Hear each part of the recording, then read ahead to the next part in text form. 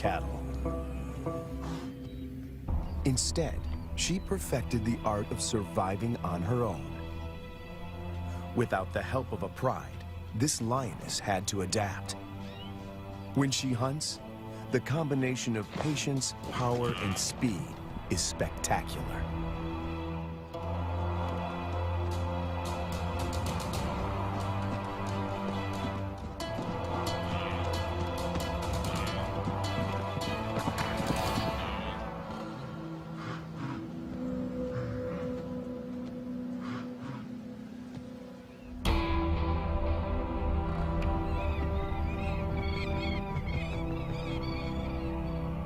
This female is about 6 years old when she steps into the viewfinder of Herbert Brouwer, a wildlife cameraman.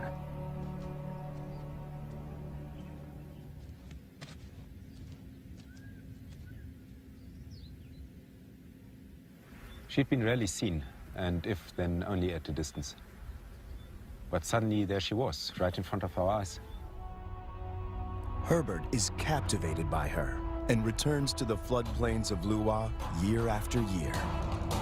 It comprises 3,600 square kilometers and borders Angola in the west. The bank of the Zambezi floodplain marks the eastern boundary of the park. People living here tell Herbert that the lioness has been alone for many years. They call her Lady Lua.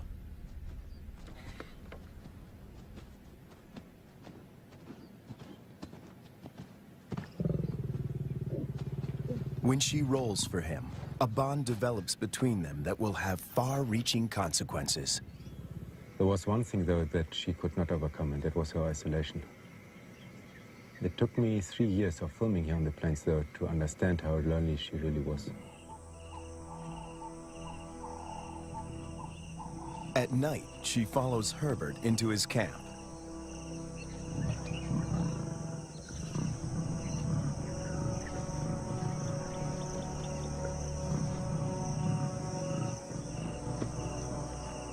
He would never expose himself to wild lions on foot, but he instinctively knows that she means him no harm.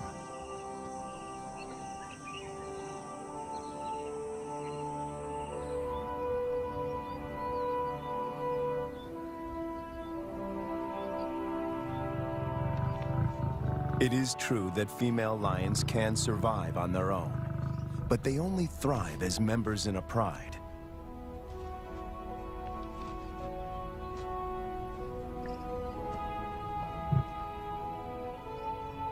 Is it possible to find Lady a mate? And could they produce cubs and form a new pride? These are the burning questions facing Herbert and experts at African parks.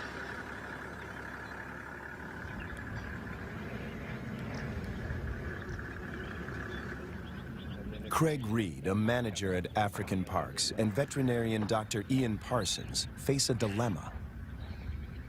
Reintroducing a full pride of lions into Lua could cause havoc. If one cow is killed or one person attacked, the local population would be up in arms.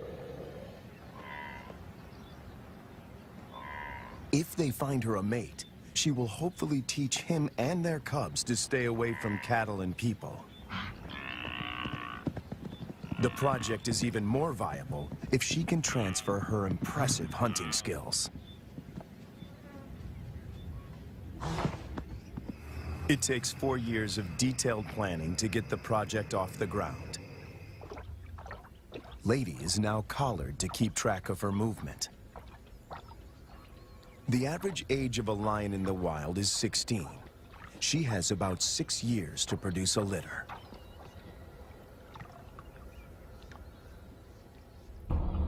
To find a mate for Lady, the team goes to neighboring Kafue National Park.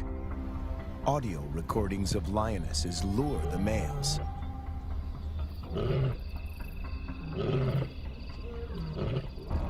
Wildlife vet Dr. Ian Parsons darts 2 males. As a coalition, they stand a better chance to survive the trauma of a translocation. The big question on everyone's mind is whether these two males will bond with Lady. If they do bond with her, she might be able to teach them how to keep a low profile and avoid the villages.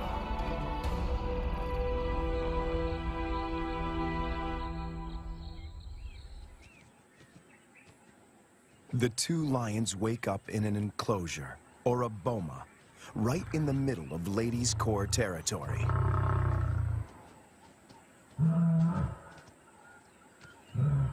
One of the males is 3 years old, the other a bit younger. Lady is almost 8 years their senior. The age gap is intentional. Older lions might not submit to Lady's authority. Hopefully, these youngsters will.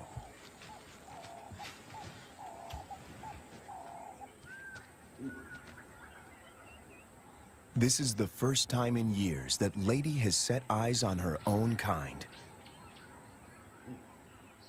She keeps watch as the two males familiarize themselves with their new home.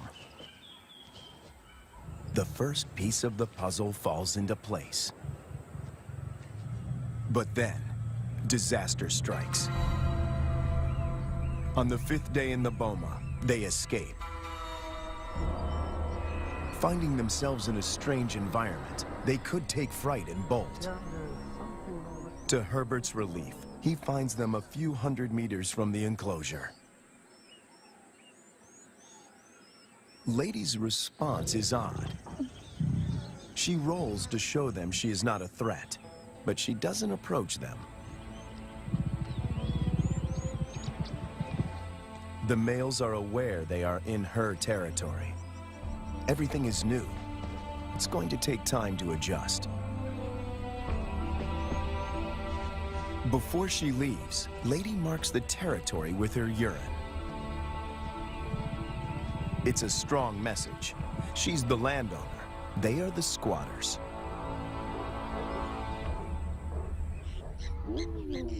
And then she leaves them. The presence of two new lions in Lua has a huge impact on the local residents. It's not only villagers that are now at risk. The arrival of the two lions jeopardizes the hyena's position of power.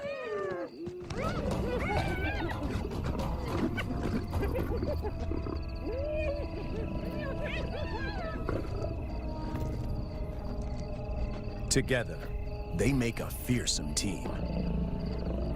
Only the younger of the two wears a collar, as they are almost never apart.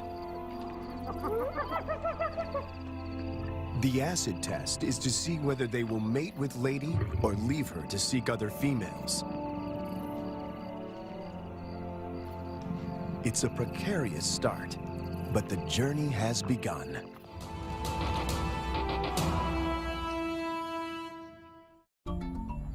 Almost 3 years go by without incident. It's November, the beginning of the rainy season. Thousands of wildebeest pour into Lady's territory. The males are hardly recognizable. They are now almost 6 years old, and their bodies are beefed up, their manes more pronounced. After all this time, they're still together and have bonded with Lady, who seems to be doing all the hunting.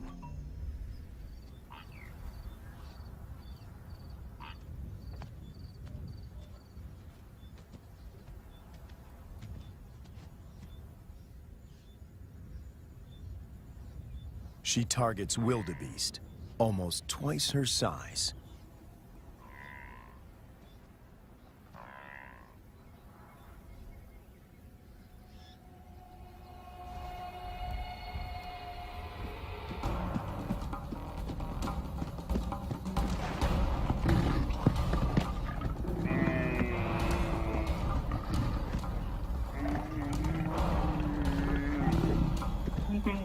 With a powerful bite to the neck, she suffocates her quarry.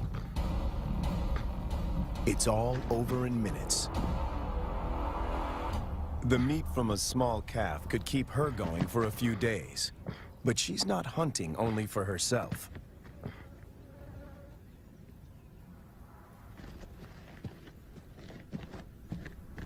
As the most experienced hunter in this trio, she is happy to share her kill.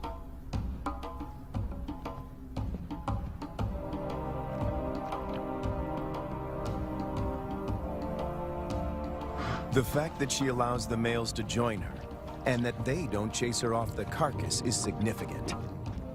Eating together is the first building block of a pride.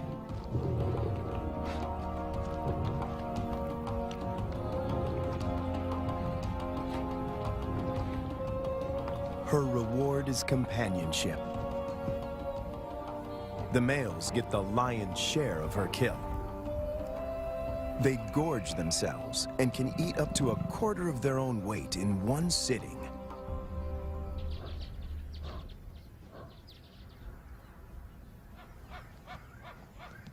For the first time, Herbert sees the two males compete. It is the younger of the two brothers that emerges as the dominant male.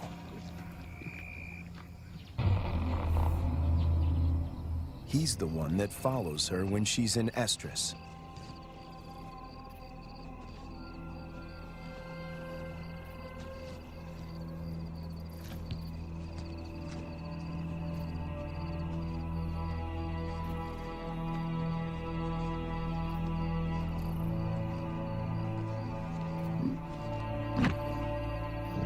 He grimaces, curling back his lips to expose an organ in the back of his mouth that picks up faint chemical pheromones. He can smell that she's in heat.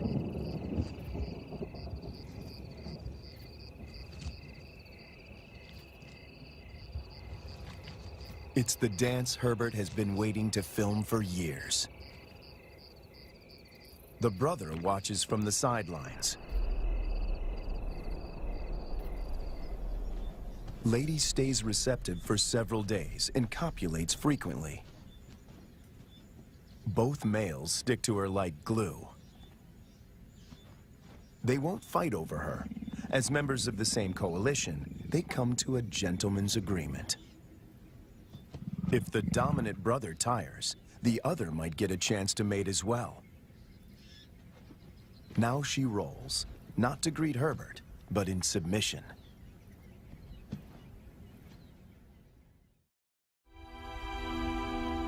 When Herbert returns a year later, there are still no cubs. It's a huge disappointment.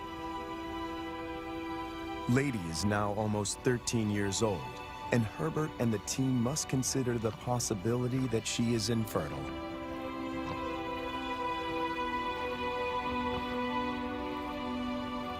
If that's the case, the males might leave her and start roaming, looking for other females to propagate their bloodline. And that will bring them in direct contact with villagers.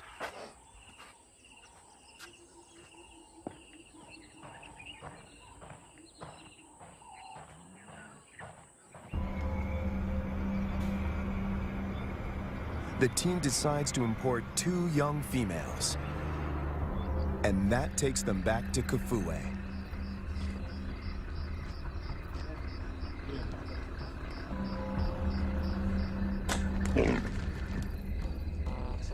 Again, the team faces a dilemma. If the females are too old, they might injure Lady or drive her out of her territory. Too young, and the males might kill them.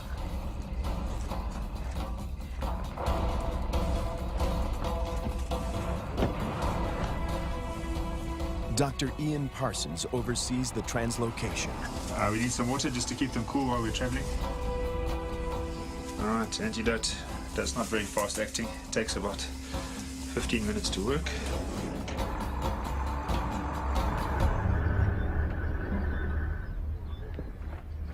Tranquilized and blindfolded, the 2 females begin their journey to Lua. Their arrival is coated in irony. The tribe settled here more than 100 years ago on the orders of the first king to protect the wildlife.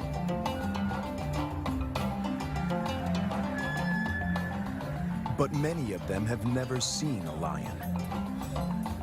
And yet lions have always played an important part in the biodiversity of Lua. African Parks aims to restore the imbalance. But this is only possible if Lady remains the central character. She has to teach the new arrivals the lay of the land and teach them to keep away from villages. The question now is whether she can transfer these skills in time. The two lionesses are collared with radio transmitters before being released into the enclosure.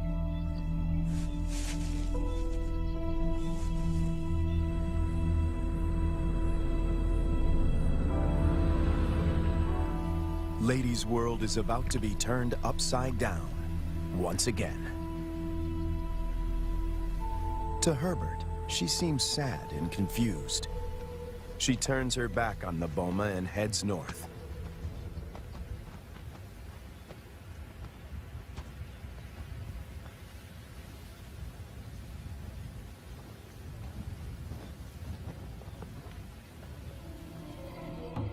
The males, on the other hand, are very interested.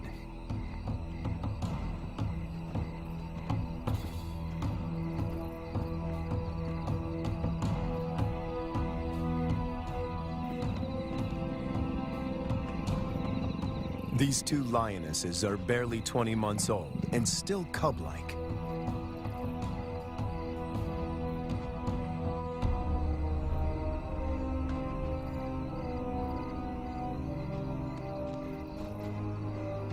Male lions are known to kill cubs they haven't sired.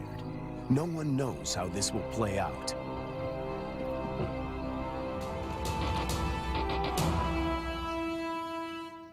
After 3 days, Lady makes a U-turn and returns to the fenced-off boma.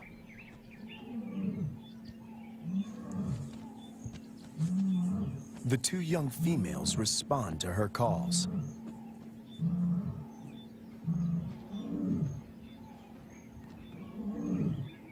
The connection between Lady and the cubs is immediate. She engages.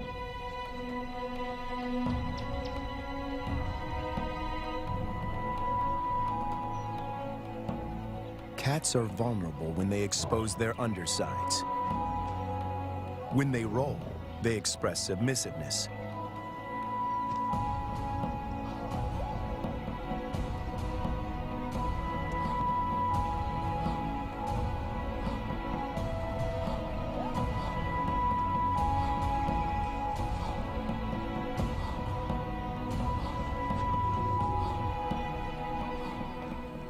But trouble is on the way. Lady's body posture changes. She knows that the males could attack these new residents.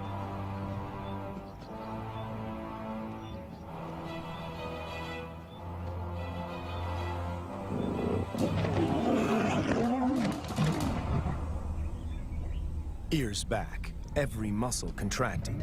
She puts the males in their place.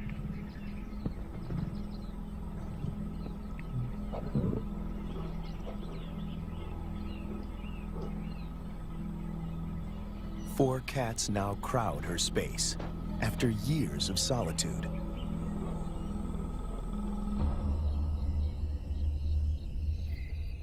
When the males were in the boma, Lady disappeared for days. But now she is intrigued by the cubs. She keeps constant vigil.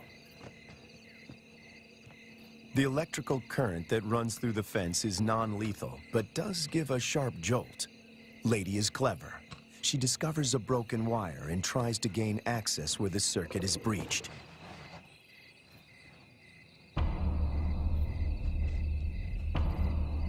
The males are perturbed by the new arrivals.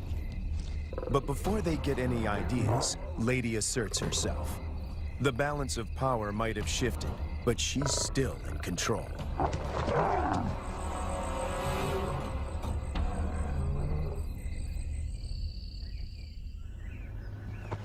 After 5 weeks in the boma, the team feels the young females are ready to be released. Not sure how the males will react, they lure them away with a fresh carcass.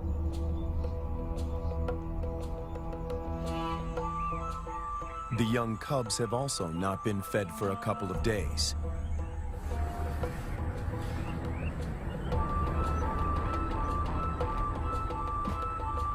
When the gates open, a new chapter begins.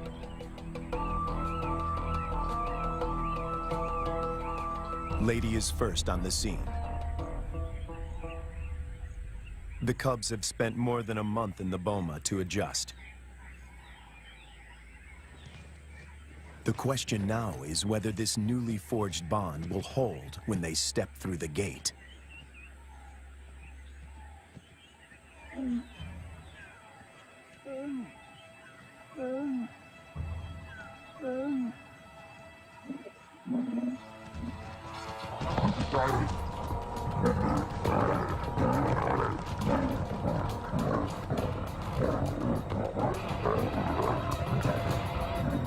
The first encounter turns into a cat fight.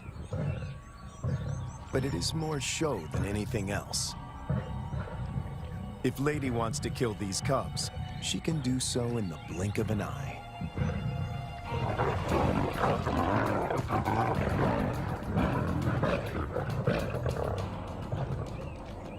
The first contact might seem aggressive, but it plays out according to plan.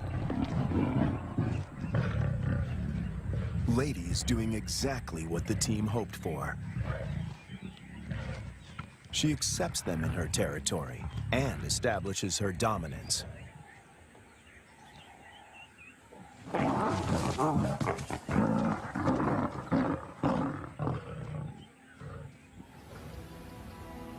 The landscape of Lua now looks very different from the days when Lady followed Herbert to his camp. Now 2 young and subdued females follow her. But Lady is not used to having an entourage. She's not at all familiar with the dynamics of a pride.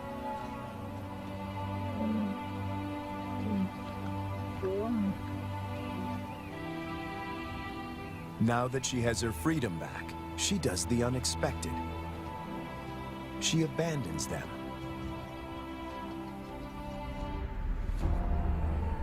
The 2 young females now find themselves in a new and unfamiliar environment swarming with hyenas. Since their release, the young females stick together.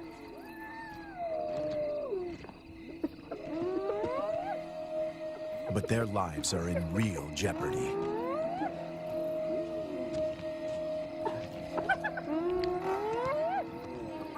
Hyenas can kill lonesome female lions, and tonight, they face a growing mob.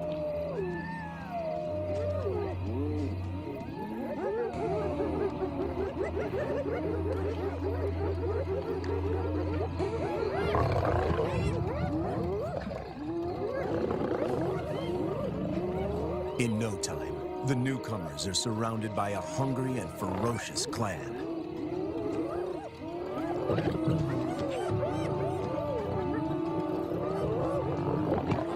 They stand their ground, but the noise attracts a far more dangerous adversary, the males.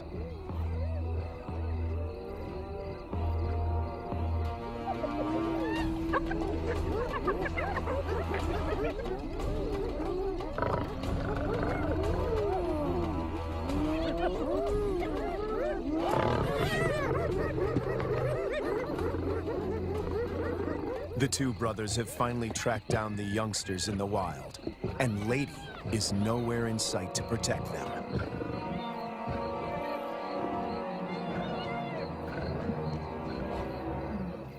The hyenas know what's good for them. En masse, they retreat.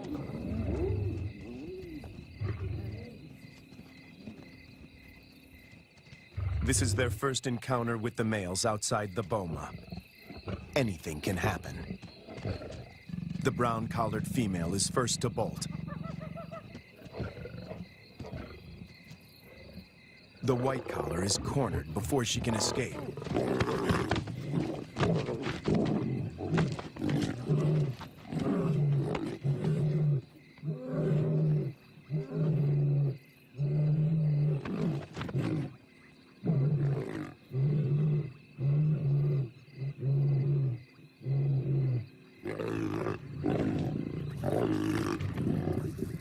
2 against 1. The odds are not in her favor. But her assertiveness could be her saving grace.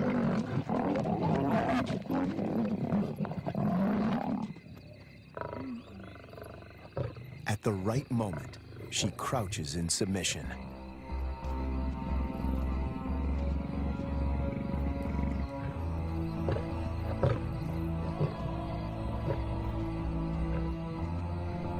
The encounter with the males is a frightening experience for both young females. They split up. Separated, they are now more vulnerable. Danger looms for both of them.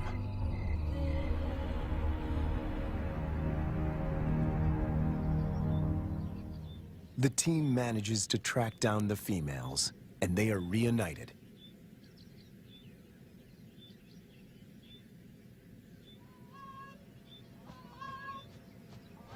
It takes months before they settle down. But little does Herbert know that he is filming them for the last time.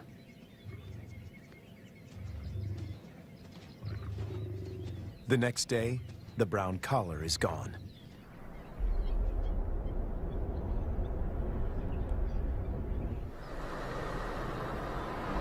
Craig Hay heads up one of the search parties. All eyes are now on finding the brown-collared female. Some of the farmers have seen her in the vicinity. Her life is in real danger. Poaching is rife here. And then, their worst fears are confirmed. It's in there. A faint radio signal comes from a pond.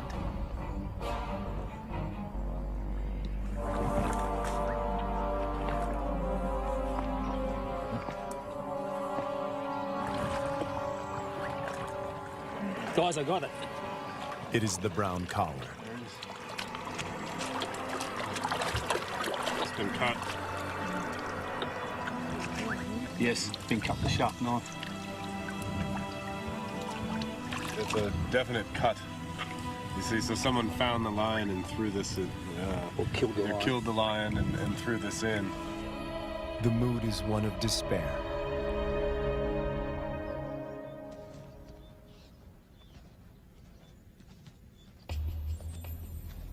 To complicate matters, the female in the white collar turns away from Ladies' Core territory and begins walking in a northwesterly direction towards Angola. Even if she survives, in time, she will outgrow the collar and suffocate. The dream to establish a pride in Lua begins to unravel. In an unexpected twist, the males follow the white-collared female to Angola. The further they move away from Ladies' Core territory, the less influence she has in keeping them out of danger zones. A rescue mission is launched to find the white-collared female and the males before they cross the border. Dr. Matt Becker, who runs the Zambian Carnivore Project, joins the search party. He spots the white-collared female a few kilometers from Angola. They dart her. But she runs into the reeds and almost drowns. She's breathing really well. It's a close shave. It's now 10 to 6. We have 40 minutes. She's good, we won.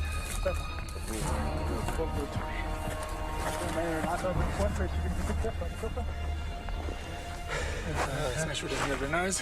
It's going to be windy. The rescue mission is tricky.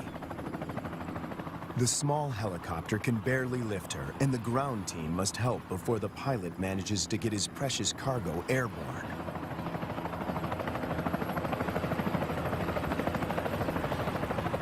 The males have slipped off the radar, and the team hopes they will turn around on their own accord.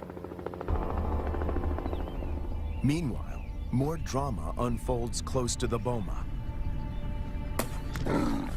Lady is darted. The plan is to put her in the boma with the surviving female to try and forge a stronger bond between them.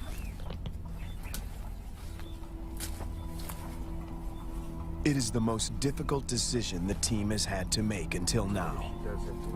Lady has never been deprived of her freedom. She gets a quick medical checkup and a new collar. The young female, tranquilized, is already in the boma.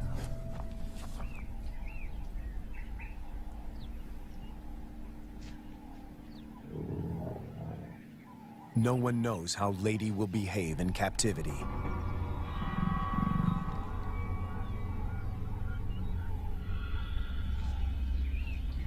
Locked up and frustrated, she could turn violent and kill the youngster.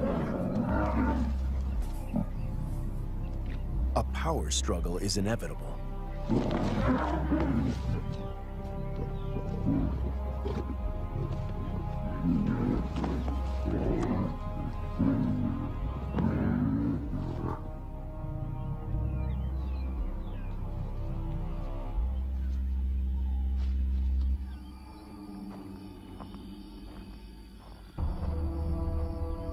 More bad news. One of the males crosses the border and is killed by cattle farmers in Angola. Of the 5 lions, now only 3 remain. Would this be enough to start a pride? No one knows for sure. Lady, when she recovers from the anesthetic, is extremely agitated. She is on the wrong side of the fence and she can't dig her way out.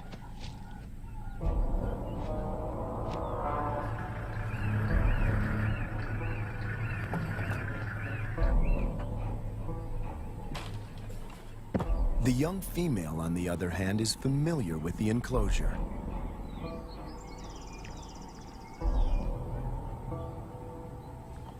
This puts her in a strong position to assert power and seize authority.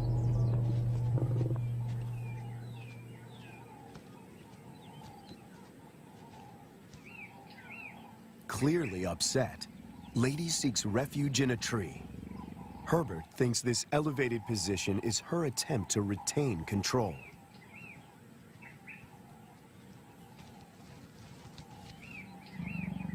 Hunger eventually tempts her down.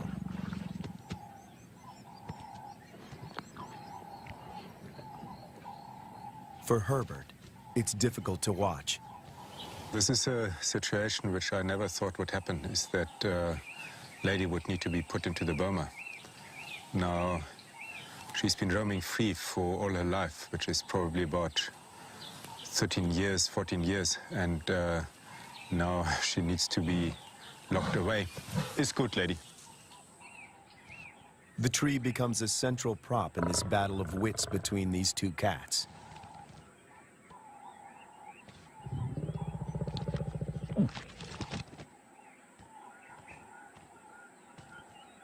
The young female catches on very quickly. She is lighter. If height is of any consequence, she can go higher.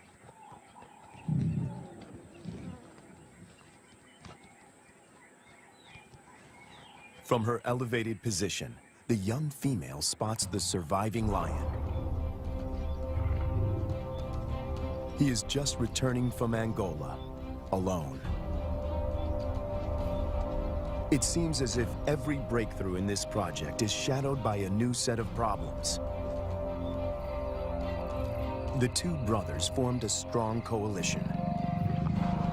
They made this territory their own and for 4 years managed to stay out of trouble with the villagers. The hope of establishing a new generation of lions now resides with the survivor.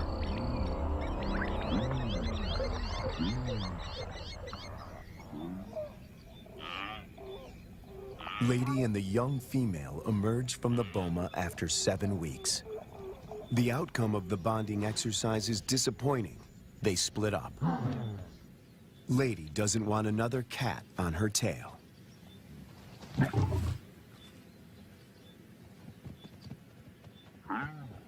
But the time in the boma did benefit the young female.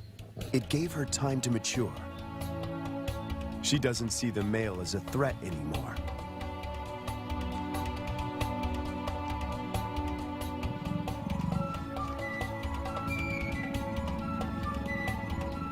There is an explanation for her playful behavior.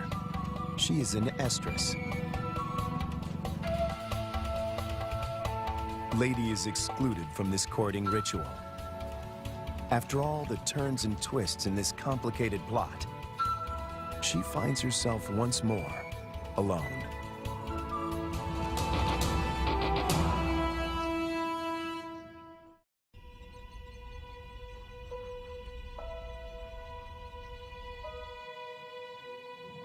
After hunting alone, the young lioness returns to the male. She is ready to mate. The project is one step closer to reaching its goal. The male will sire the next generation. But what about Lady? Will she be part of this new pride? It somehow seems sad and tragic if she is now excluded. And on cue, she disappears.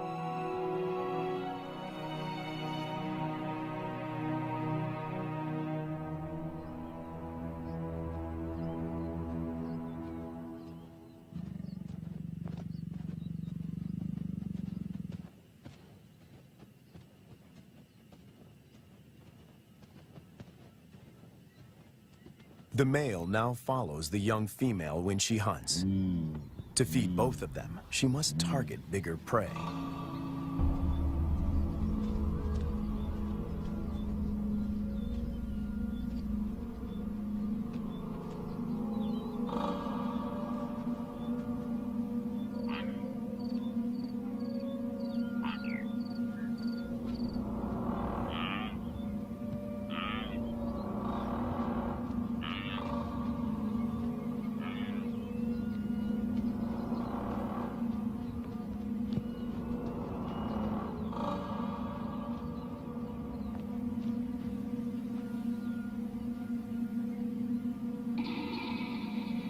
The male is not helpful. His overeagerness spoils the hunt.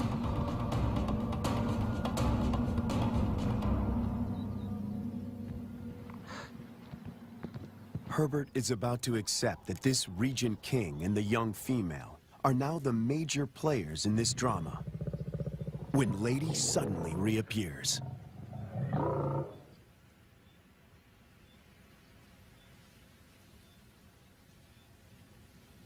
The young female watches the reunion from a distance.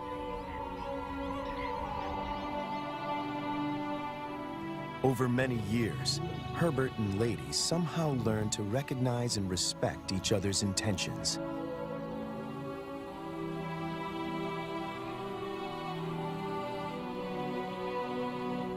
When she looks at him now, he feels he can almost hear her asking, "Is this what you wanted?" In the presence of the male, Lady lies down with the young female. This is what a pride looks like.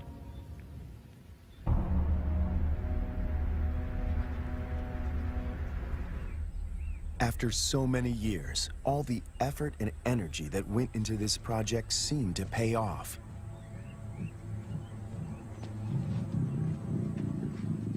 The young female frequently mates with the lion in Lady's presence.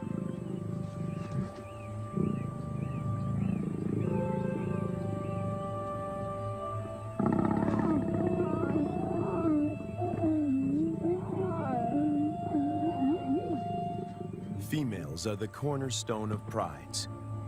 They form strong bonds and hunt together. The male's instinct is to protect them, and his drive is to breed.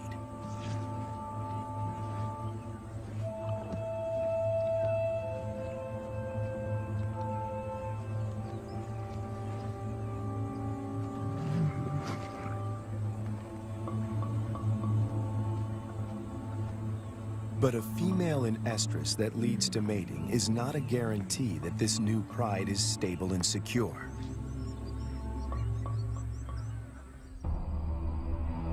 Hunting together is the final test. And then it happens. The young female takes the lead. Lady follows. This is certainly a new development. And the outcome is swift and lethal.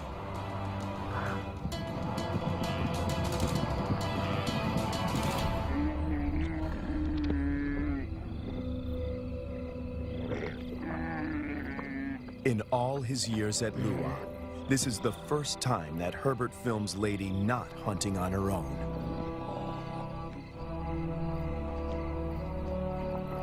When the male joins them, the circle is complete. The air is full of promise.